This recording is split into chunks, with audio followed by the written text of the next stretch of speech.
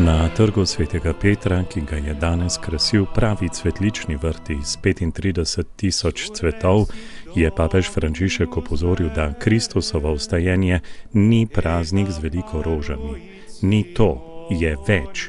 Je skrivnost zavrženega kamna, ki je postal temelj našega bivanja. Kristus je vstal. To pomeni to. V tej kulturi škartiranja, kjer tisto, kar ni več uporabno, gre po poti uporabi in odvrzi, kjer je to, kar ni več uporabno, zavrženo, ta zavrženi kamen je vir življenja.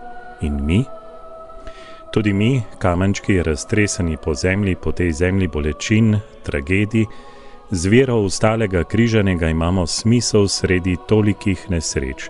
Smisel, da gledamo onkraj, smisel, da rečemo, da ni zidu, da je obzorje, je življenje, je veselje, je križ svojo dvoumnostjo. Glej naprej, ne zapri se, ti kamenček, saj imaš smisel v življenju, saj si kamenček, ki ga je sprejel kamen, ki ga je zloraba greha zavrgla. Cosa ci dice la Chiesa oggi davanti a tante tragedie? Questo semplicemente.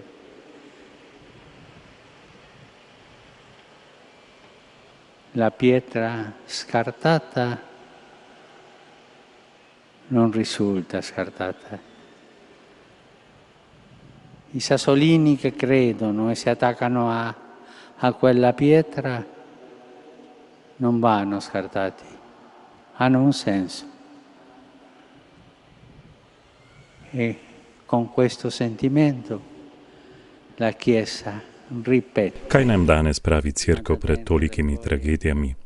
To, preprosto to, da zavržen kamen ni zavržen kamen. Kamenčki, ki verujejo in se držijo tega kamna, niso zavrženi, imajo smisel. S tem občutjem Cerkev ponavlja v notranjosti srca, Kristus je vstal. Malo pomislimo, vsak od nas, na vsakodnevne težave, na bolezni, ki smo jih preživeli, ki jih ima kdo od sorodnikov, na vojne, na človeške tragedije. Preprosto, s ponižnim glasom, brez rož, pred Bogom, pred nami. Ne vem, kako bo to, a sem gotov, da je Kristus vstal in na to stavim.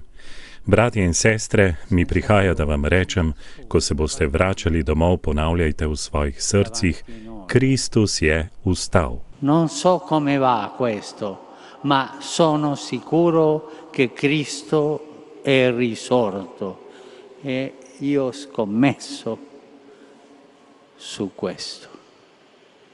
Fratelli e sorelle, questo è quello che mi viene di dirvi.